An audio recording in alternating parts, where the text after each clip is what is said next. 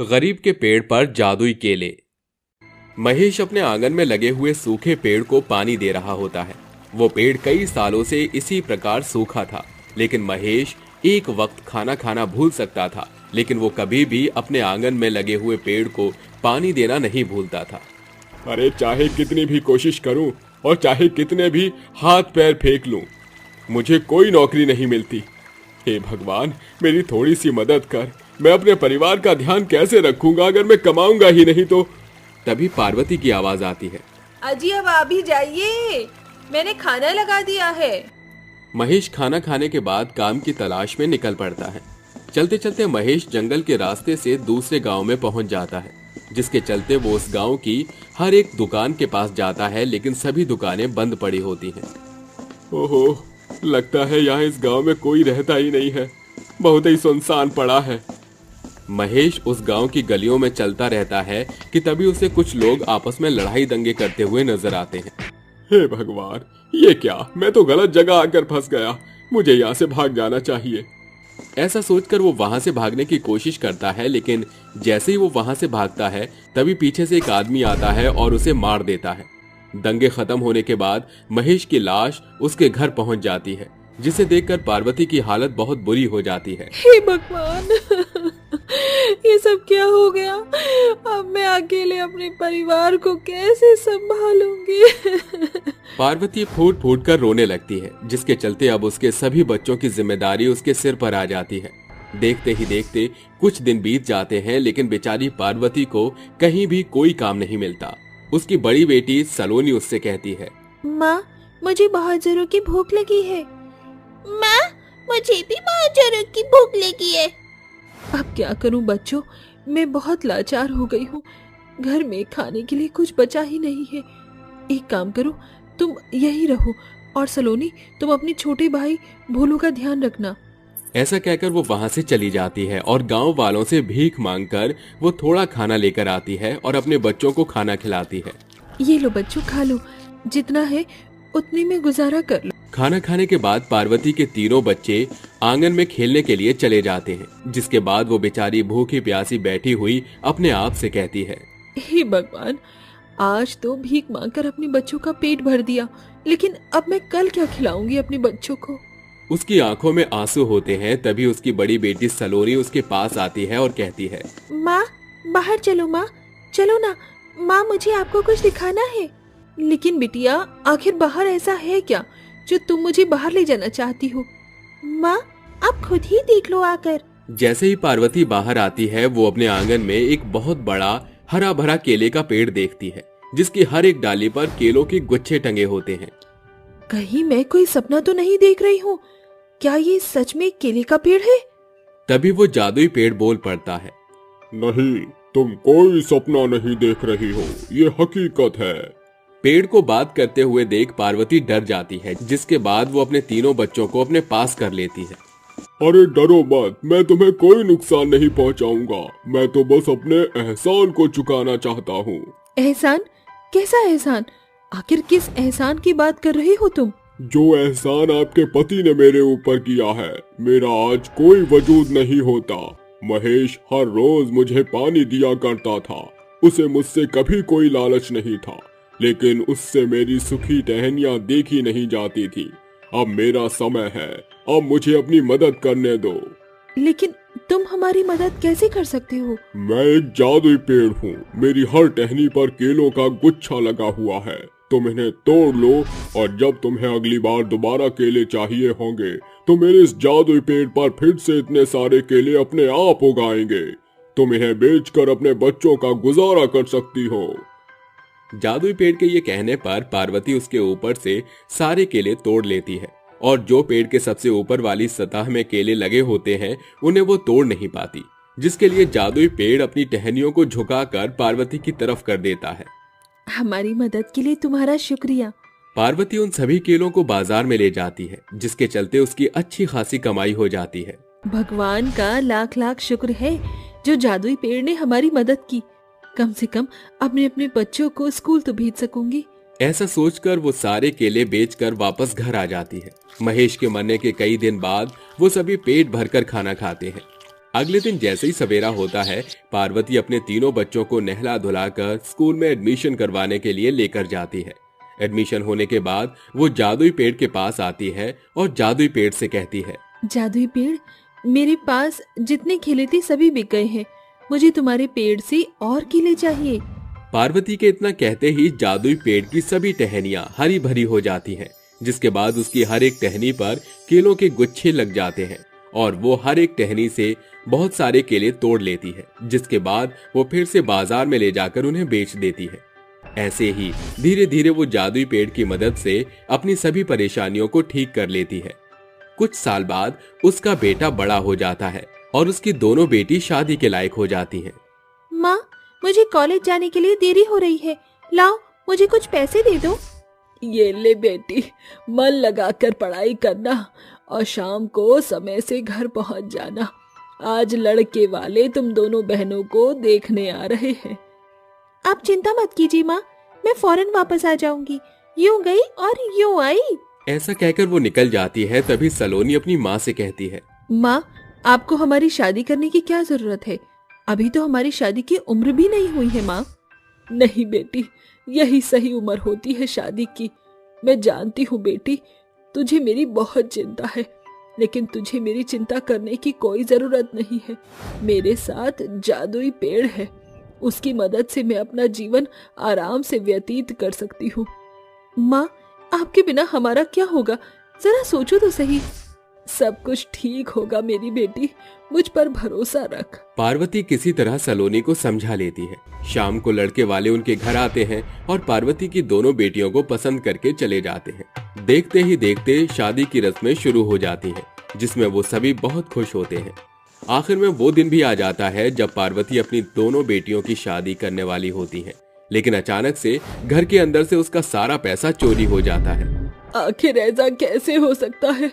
मैंने इतना सारा पैसा इतनी मेहनत से कमाया था और शादी वाले दिन ही सारा पैसा चोरी हो गया। अब मैं क्या करूं? पार्वती को कुछ समझ नहीं आता और वो आंगन में जाकर पेड़ के नीचे बैठकर रोने लगती है। तभी जादुई पेड़ हरा भरा हो जाता है, जिसके बाद वो पार्वती से कहता है, अरे तुम रो क्यों रही हो? अगर कोई परेशानी है तो तुम मुझे बता सकती हो। पार्वती अपनी सारी परेशानी बताती है, जिसे सुनने के बाद पेड़ कहता है, अगर ऐसी बात है तो तुम्हें चिंता करने की कोई जरूरत नहीं है। पेड़ के इतना कहते ही उसकी टहनियों के ऊपर सोने के केलों के गुच्छे लग जाते हैं। तुम जितने चाहो उतने सोने के केले इस पेड़ से तोड़ सकती हो और इन्हें बेचकर अपनी परेशानियों को दूर करो। ये कहकर उसकी आंखों में आंसू आ जाते हैं, जिसके बाद वो सोने के केलों को तोड़कर उन्हें बेच देती है। जिसके बाद वो अपनी दोनों बेटियों की धूमधाम से विदाई करती है। उसकी दोनों बेटियों की शादी के बाद उसका बेटा दीपक उसे संभाल लेता है, जिसके बाद वो अपने बेटे के साथ अपनी आगे की जिंदगी खुशी खुशी बिताती है। राजीव की अचानक हुई मौत ने उसकी पत्नी कावेरी को झकझोर कर रख दिया था। कावेरी की दो बेटियां थी, इशिका और ईवा। पति की मौत के बाद बेटियों के भरण पोषण का भार कावेरी के कंधों पर आ पड़ा था। माँ, मुझे भूख लगी है, कुछ खाने को दे दो। ईवा, हमारे पास खाने को कुछ नहीं बचा। माँ भी भूखी है और हमारे पास खाना खरीदने के लिए पैसे नहीं है। हम गरीब हो गए हैं। मगर दीदी, बिना खाए तो हम मर जाएंगे। 10 साल की ईवा के मुंह से निकली बातों में उसकी मासूमियत झलक रही थी, जिसे देखकर उस मजबूर माँ का मन भर जाता है और उसकी आंखों में आंसू उतर आते हैं। इतिशा, मैं काम की तलाश में जा रही हूँ, ईवा का ख्याल रखना। कावेरी के कदम काम की खोज में निकल पड़ते हैं, मगर दिन भर भटकने के बाद भी उसे कोई काम नहीं मिलता। हर जगह हाथ पैर मारकर देख लिया, कहीं भी बात नहीं बनी। अब मैं क्या करूं? कावेरी सोच ही रही थी कि उसे अपने हाथों बनाए केक का ख्याल आता है। उसके हाथों में स्वादिष्ट केक बनाने का इल्म कूट कूट कर भरा था। क्यों ना मैं बेकरी शॉप खोल लूं? आजकल केक की बिक्री बहुत ज्यादा है, मगर इस गांव में केक का कारोबार ना के बराबर चलेगा। मुझे शहर जाना पड़ेगा। कावेरी अपने घर को बेच मिले हुए पैसे और अपनी बेटियों को लेकर शहर आकर एक बस्ती में रहने लगती है। साथ ही एक बेकरी शॉप खोल लेती है। उसके इस काम में उसकी तीनों बेटियां बढ़ चढ़कर हाथ बटाया करती थी। माँ, देखो, मैंने और ईवा ने कितना अच्छा केक बनाया है। बहुत खूब मेरी बच्चियों, मुझे तुम पर नाज है। अच्छा, मैं जाती हूँ। इतना बोलकर कावेरी केक लेकर बेकरी शॉप पर जाने के लिए निकल जाती है, मगर कावेरी मुड़कर कभी नहीं लौटती। दीदी, सूरज भी ढल गया और देखो अंधेरा हो गया। माँ क्यों नहीं आई? हाँ, बाकी दिन तो माँ आ जाती है। चलो ईवा, हम दोनों बहनें बेकरी शॉप पर चलते हैं। दोनों बहनें अपनी माँ की खोजबीन में घर से निकल जाती हैं, मगर सड़क किनारे बड़ी भीड़ देखकर वो जैसे ही वहां आती है, वहां पर उनकी माँ की लाश होती है, जिसे देखकर दोनों बहनों की आंख फटी की फटी रह जाती है और वो फूट फूट कर रोने लगती है। ऐसे ही कुछ दिन बीत जाते हैं, जिसके बाद इशिता बोलती है, मैं माँ की मेहनत जाया नहीं जाने दूंगी, इसीलिए आज से हम दोनों बहनें ही बेकरी शॉप चलाएंगी। ठीक है दीदी, वैसे भी अब घर में बनाने को कुछ भी नहीं, कम से कम केक बेचकर हम राशन तो लाएंगे। दोनों बहनें जैसे ही केक की दुकान पर पहुंचती हैं, तो दुकान का मालिक कमलेश उन्हें झड़कते हुए कहता है, अरे ओ लड़कियों, अब तुम यहाँ क्या लेने आई हो? ये बेकरी शॉप हम बहनों की है, आप यूँ अपना हक नहीं जमा सकते। दीदी, मुझे तो ये अंकल ठगी लगते हैं। बीते भर की छोकरी मेरे दुकान में खड़ी होकर मुझे ठगी कहती है। अब तुम्हें इस बेकरी शॉप से ठेंगा मिलेगा। चलो फुटो यहाँ से। नहीं, हम यहाँ से नहीं जाएंगी। बहुत ढीठ है ये लड़की, ठहर जाओ, अभी मजा चखाता हूँ। कमलेश दोनों अनाथ बहनों को बेरहमी से मार कर भगा देता है। दोनों बहनों के माथे से खून बहने लगता है और दोनों लंगड़ाती हुई एक जंगल में बैठकर रोने लगती है। माँ, पिताजी, आप हम बहनों को अनाथ क्यों करके छोड़ गए? ये दुनिया बहुत बुरी है और मतलबी है। मत रो दीदी, चुप हो जाओ। काश कि हम दोनों बहनों को बादलों पर थोड़ी जमीन मिल जाती, जहां हम बेखौफ होकर अपनी केक बेकरी शॉप खोल लेती। ये तुम कैसा ख्वाब बुन रही हो ईवा?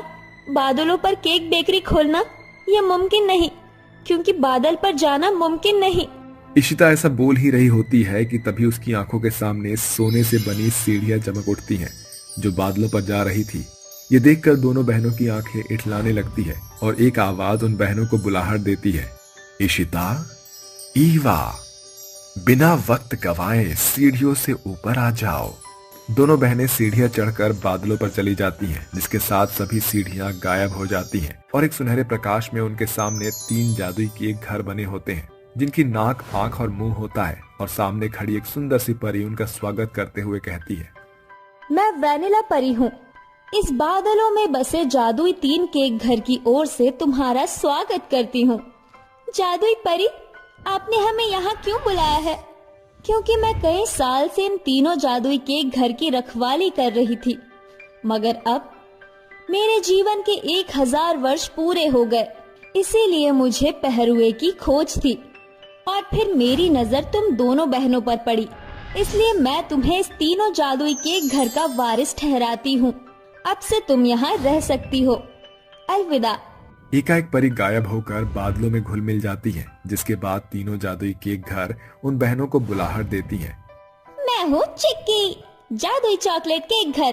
क्या तुम मुझ में रहना चाहोगी? मैं हूँ स्ट्रॉबेरी केक घर, तुम मुझे चुनो। नहीं, तुम मुझे चुनो। देखो मैं इन दोनों केक के मुकाबले कितना बड़ा हूँ। तीनों जादुई केक को लड़ता देखकर इशिता बोलती है, तुम तीनों लड़ो मत, हम दोनों बहनें बारी बारी से तीनों घर में रहेंगी। इतना कहकर इशिता जादुई चॉकलेट केक के घर में घुस जाती है, जहाँ शान और शौकत की सभी चीजें होती हैं, जैसे कि सुंदर बेडरूम, बिस्तर, किचन और भी बहुत कुछ। अरे वाह दीदी, ये जादुई केक घर तो बड़ा ही आलीशान है। यहाँ हम सुकून से रह सकते हैं। अब तो मुझे बहुत जोरों की भूख लगी है, काश कि चॉकलेट केक खाने को मिल जाता। ईवा की अभिलाषा जानकर जादुई केक घर उसके सामने स्वाद से भरपूर खुशबूदार केक प्रकट करता है। दोनों बहनें उसे खुशमन से खाती हैं।